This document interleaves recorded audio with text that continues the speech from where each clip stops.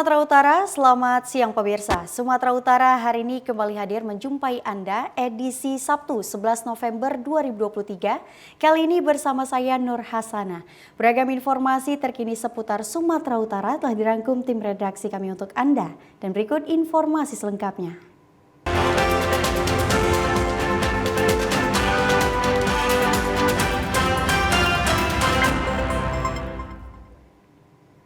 Pemirsa, hujan deras yang mengguyur wilayah Kecamatan Kota Nopan, Mandailing Natal menyebabkan tebing setinggi 20 meter menutupi badan jalan menuju dua desa.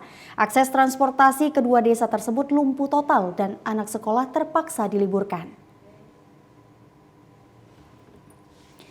Tebing di kawasan Adian Napal di Kecamatan Kota Nopan, Kabupaten Mandailing Natal longsor yang membawa material batu dan kayu menutupi badan jalan Simandolan dan Desa Muara Potan untuk menuju Pasar Kota Nopan.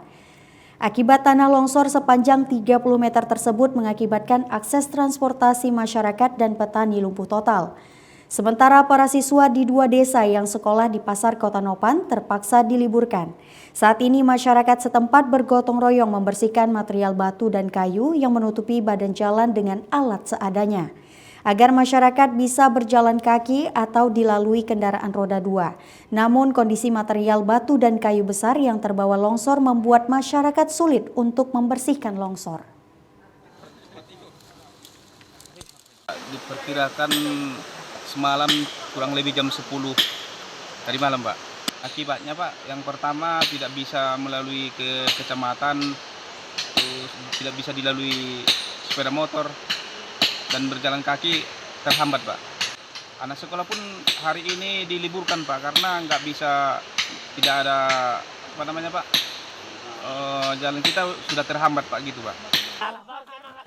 Warga berharap agar alat berat dikerahkan untuk membersihkan material longsor sehingga akses jalan menuju dua desa tersebut kembali normal. Pemirsa, diduga tidak terima diberhentikan bekerja oleh majikannya, seorang buruh di Kota Tebing Tinggi menganiaya majikan dan anak kandungnya. Akibat kejadian ini, kedua korban mengalami luka cukup serius. Usai melakukan aksinya, pelaku langsung meninggalkan korban. Kejadian ini dialami Zaini Akub, warga Bajenis Kota Tebing Tinggi, menjadi korban penganiayaan yang dilakukan mantan karyawannya sendiri yang dipecat beberapa hari yang lalu. Pelaku Dedi alias Anto yang merupakan pelaku penganiayaan tidak terima diberhentikan korban bekerja sebagai karyawan Kampas milik korban. Sehingga pada saat pemecatan terjadi, pelaku sempat melakukan pengancaman dengan cara akan membunuh korban. Merasa korban tidak mengindahkan pelaku, kembali bekerja seperti biasanya. Keesokan harinya pelaku mendatangi korban dan langsung melakukan penganiayaan kepada korban dan juga anaknya, dengan cara mengambil sebilah celurit yang disisipkan di pinggang pelaku. Mengetahui aksi penganiayaan, sejumlah warga menolong korban sehingga pelaku melarikan diri, sementara korban langsung dilarikan warga ke rumah sakit Kumpulan Pane. Zaini Akub mengatakan pelaku tidak terima dipecat sehingga melakukan aksi penganiayaan. Akibat pembuatan, pelaku korban membuat laporan ke Polres Tebing Tinggi. Kok ya nanti ku bunuh kau gitu. Terus? Itu pergi dia.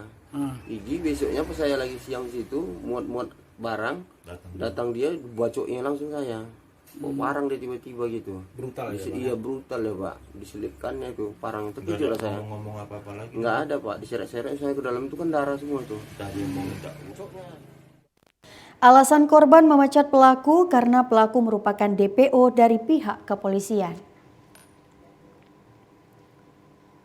Pemirsa, puluhan ibu-ibu warga Desa Juhar mendatangi kantor Desa Juhar, Kecamatan Bandar Kalipah, Kabupaten Serdang Bedagai untuk mempertanyakan penghapusan data para penerima bantuan yang dilakukan secara sepihak tanpa adanya musyawarah terhadap warga.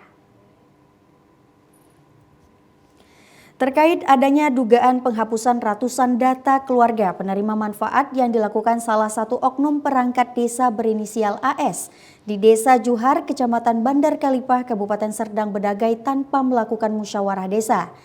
Diduga kepala desa dengan perangkatnya semena-mena menghapus ratusan data keluarga penerima manfaat tersebut.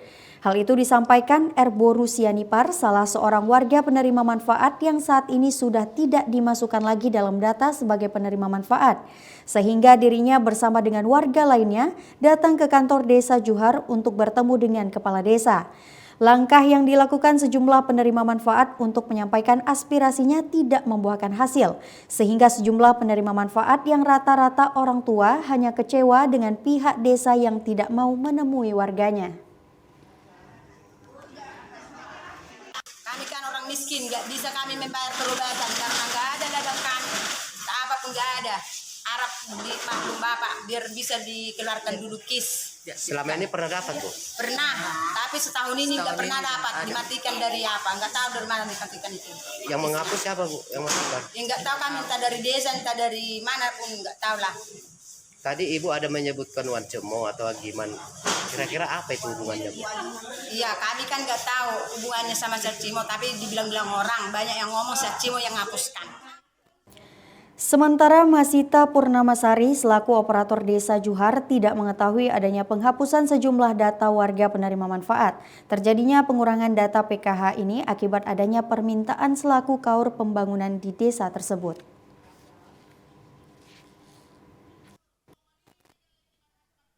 Saya disuruh sama saudari Agiman untuk menghapuskan data yang lama. Karena saya tidak mau mengambil resiko, saya tidak mau. Dan sudah saya jelaskan juga kepada Bapak Agiman bahwasanya ini akan menjadi masalah kalau seandainya kita hapus PKH ini. Dan pada awal tahun 2023 saya cek data, memang data di Seek Engine sudah berkurang. Ada berapa berkurang Bu? Sekitar, pokoknya kalau data PKH itu dia tersisa sekitar 50-an gitu Pak. Yang terhapus Bu? Yang masih ada tertinggal. Kalau yang sekitar dihapusnya itu sekitar 300-an ya.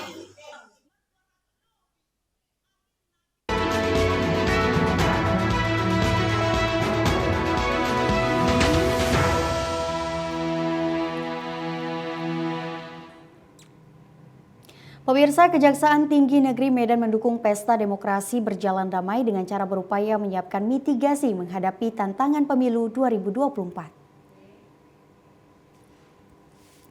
Untuk menyiapkan mitigasi menghadapi tantangan pemilu 2024, Kejari Medan menyiapkan sejumlah jaksa dengan membentuk sentra Gakumdu Pemilu dan Posko Pemilu guna mengantisipasi potensi masalah terjadi. Kepala Kejari Medan Mutakin Harahap saat berdiskusi bersama dengan awak media kemarin di Medan mengatakan bahwasanya upaya mitigasi dilakukan sesuai dengan surat edaran dari pimpinan Kejaksaan Agung dan Kejatisu dalam rangka menyikapi pemilu 2024.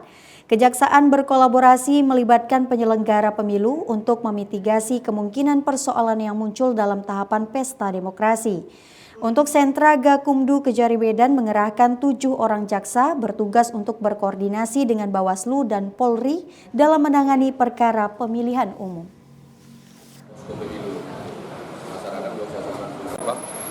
Mitigasi kemungkinan bakal ada persoalan di pemilihan umum baik di Kota Medan ini, mungkin ada beberapa hal, ada mungkin nanti kirikannya ada hak-hak suara yang tidak tersalurkan oleh penyelenggara pemilu, nanti kita akan pastikan itu juga. Kemudian indikasi pengarahan massa ke TPS juga nanti kan kita kita antisipasi. Intinya kita udah koordinasi dengan penyelenggara pemilu agar meminimalisir potensi-potensi yang mungkin nanti akan mengganggu kelancaran pemilihan. Kejari Medan menghimbau kepada masyarakat sebagai pemilih dapat menjaga Kamtibmas yang kondusif sehingga pemilu 2024 dapat berjalan dengan damai dan juga sukses. Pemirsa, kami akan segera kembali dengan sejumlah informasi lainnya. Tetaplah bersama kami di Sumatera Utara hari ini.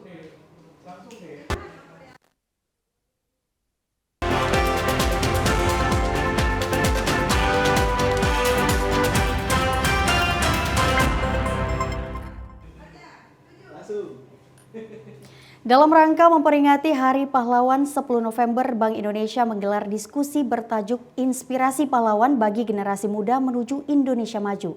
Pada diskusi ini, Bank Indonesia selalu mengingatkan kepada generasi muda agar tidak lupa kepada para jasa pahlawan yang bisa mereka lihat di pecahan mata uang rupiah.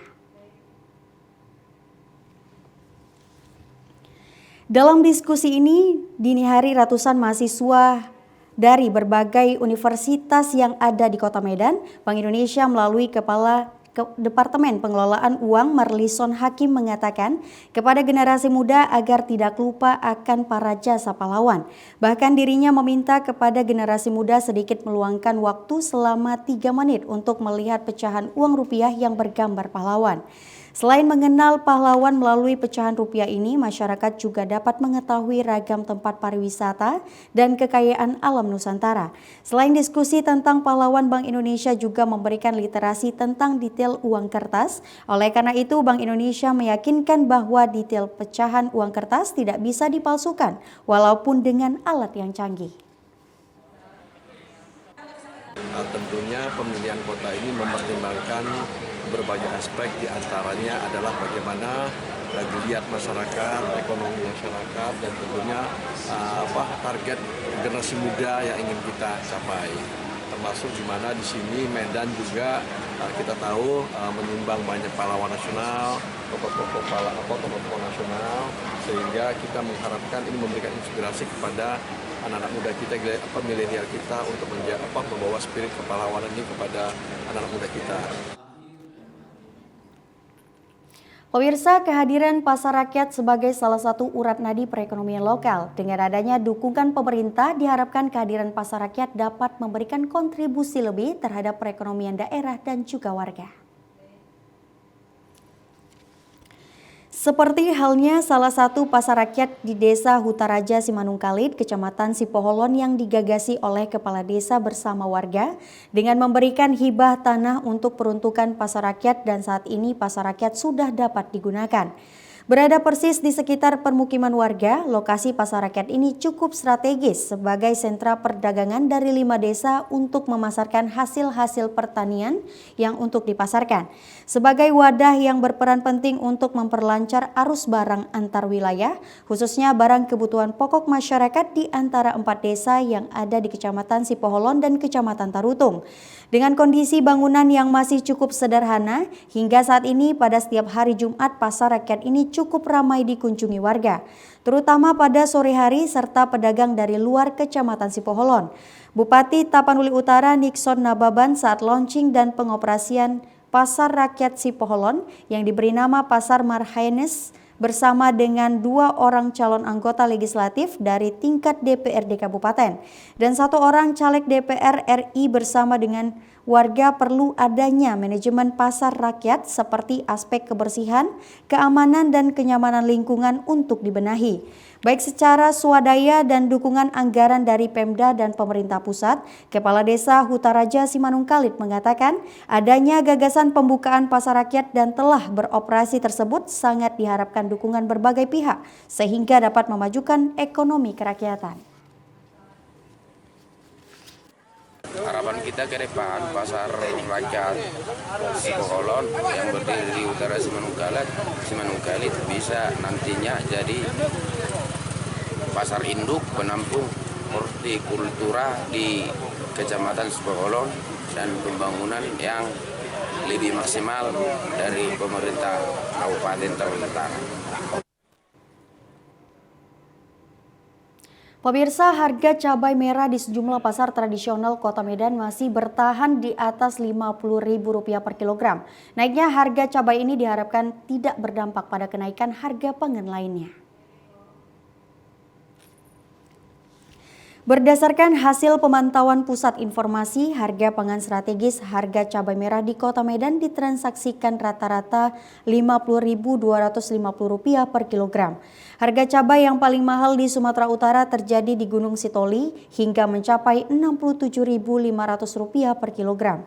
Sementara itu, harga cabai rawit di Kota Medan dijual rata-rata Rp58.000 per kilogram. Kondisi mahalnya harga komoditi ini masih terjadi di Gunung Sitoli mencapai Rp75.000 per kilogram. Mahalnya harga cabai di luar Sumatera Utara seperti di Pulau Jawa menjadi pemicu memburuknya harga cabai di Sumatera Utara khususnya di Kota Medan. Berdasarkan perubahan harga kebutuhan pangan di wilayah Sumatera Utara berpeluang mencetak inflasi. Namun jelang akhir tahun ini pemerintah harus mewaspadai lompatan konsumsi. Stok bahan pangan di level petani juga masih terganggu dengan gangguan adanya El Nino. Pemerintah diharapkan dapat mengatasi dengan memastikan pasokan dan juga menekan harga pangan untuk kelangsungan kebutuhan masyarakat di Sumatera Utara. Pemirsa, guna menurunkan angka stunting di Kabupaten Labuhan Batu, Sumatera Utara, pemerintah melakukan berbagai terobosan. Salah satunya adalah melalui penyuluhan yang dilaksanakan tim penyuluh kesehatan dari Dinas Kesehatan dan Bidan Desa. Untuk memberikan pemahaman kepada masyarakat akan pentingnya mengenal anak dengan gejala stunting, tim penyuluh dari Puskesmas Rantau Prapat memberikan sosialisasi kepada ibu hamil dan ibu yang memiliki anak balita. Lewat sosialisasi itu, tim penyuluh menyampaikan bahwa stunting dapat dicegah dan diatasi dengan berbagai upaya, salah satunya melalui pemeriksaan berat dan tinggi badan. Jika tinggi dan berat badan si anak tidak seperti anak yang sehat pada umumnya, maka pihak penyuluh akan melakukan pemeriksaan yang lebih mendalam. Setelah memastikan si anak memiliki gejala stunting, tim penyuluh melakukan berbagai treatment mulai dari pemberian makanan tambahan berupa biskuit dan susu sekaligus memberikan makanan lokal yang bernutrisi tinggi sehingga dapat memicu pertumbuhan badan anak dengan baik. Untuk mempercepat proses pertumbuhan anak yang dinyatakan stunting, bidan puskesmas dan petugas gizi akan memberikan makanan lokal yang sudah diolah di dapur sehat milik Dinas Kesehatan. Terbukti melalui inovasi penanganan jemput bola dengan memberikan pendampingan serius terhadap anak penderita stunting berangsur membaik dari sisi berat dan juga tinggi badan. Data balita stunting dapat kita peroleh dari posyandu yang kita dapat dari tim gizi yang mungkin bisa kita pantau dari pertumbuhan dan pertambahan berat badan si balitanya. Adapun di sini kita memberikan bantuan yaitu berupa makanan tambahan yang kita berikan setiap hari kepada bayi dan balita kita yang stunting. Untuk selanjutnya kita pantau setiap 2 minggu sekali atau per 1 bulan untuk pemantauannya selanjutnya. Petugas gizi dari Puskesmas Rantau Prapat, Dos Maria Sinaga mengatakan untuk menurunkan angka stunting di daerah Kabupaten Labuhan Batu, petugas gizi mengedukasi ibu balita penderita stunting sekaligus memberikan makanan tambahan dan pangan lokal kepada anak stunting. Kami dari melakukan beberapa upaya untuk penurunan stunting, seperti memberikan edukasi kepada ibu balita yang beresiko stunting, memberikan PMT seperti bahan makanan lokal, memberikan biskuit, susu kepada balita yang menderita stunting. Dari upaya yang dilakukan berhasil menurunkan angka stunting secara signifikan di wilayah kerja Puskesmas Kota Rantau Prapat. Data stunting Kabupaten Labuhan Batu pada tahun 2021 sebesar 27% dan pada tahun 2022 mengalami penurunan sebanyak 23,9%, sedangkan target Labuhan Batu pada tahun 2024 sebesar 14%. Pencapaian penurunan angka yang sangat signifikan tersebut dapat realisasi melalui pendampingan mulai dari ibu hamil dan ibu menyusui, serta balita dengan memberikan asupan gizi yang mencukupi. Pemirsa, budidaya tanaman jambu air jenis madu deli masih diminati beberapa masyarakat di Kabupaten Langkat sejak beberapa tahun lalu hingga saat ini. Jambu madu awalnya terkenal di Kabupaten Stabat dan merambah hingga terkenal di kabupaten kota lainnya. Jambu madu ini merupakan tanaman yang ada di rekayasa genetika karena jika tidak direkayasa, jambu madu tidak akan mendapat hasil yang maksimal dan menjadi jambu madu yang menjadi dikenal di masyarakat. Jambu madu merupakan persilangan antara jambu madu dengan jambu air biasa. Jambu madu umumnya ditanam di pekarangan rumah warga yang sengaja ditanam di dalam pot dan tidak memerlukan lahan yang luas. Sehingga menanamnya sangat mudah dan jambu madu ini tidak mengenal musim buah. Seperti yang dilakukan salah seorang pembudidaya jambu madu, Agus Salim mengatakan, ia bersama dengan masyarakat sekitar umumnya membudidayakan jambu madu sejak beberapa tahun yang lalu. Menurut Agus Salim, masyarakat di Desa Teluk, Kecamatan Sicanggang, Kabupaten Langkat ini, masyarakat sekitar menanam dan membudidayakan jambu madu baik di pekarangan rumah tinggal maupun di lahan kebunnya. Animo masyarakat yang gemar menanam jambu madu menambah perekonomian masyarakat sekitar karena harga jambu madu dijual antara Rp20 hingga Rp25.000 setiap kilogram. Sementara satu pohon jambu madu bisa menghasilkan buah sekitar 30 hingga 50 kg setiap pohonnya. Budidaya jambu madu juga menjadi aset dan unggulan ciri khas daerah Langkat.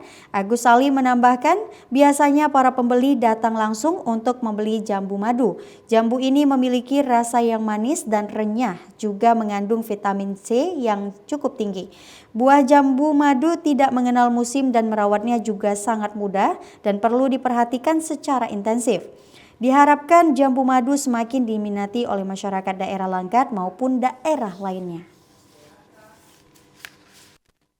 Stakeholder yang lain untuk bisa sama-sama saling mendukung dengan potensi yang ada baik dari produk swasta ataupun dari masyarakat sendiri, kelompok tani. Kami harapannya ya memang dari instansi yang terkait juga, Dinas Pertanian, pemerintah daerah, yang melihat bahwasanya potensi daerah ini memang sungguh sangat bisa dapat memenuhi salah satu penunjang kebutuhan pokok untuk kehidupan masyarakat dan petani di sekitar ini di setiap bulannya.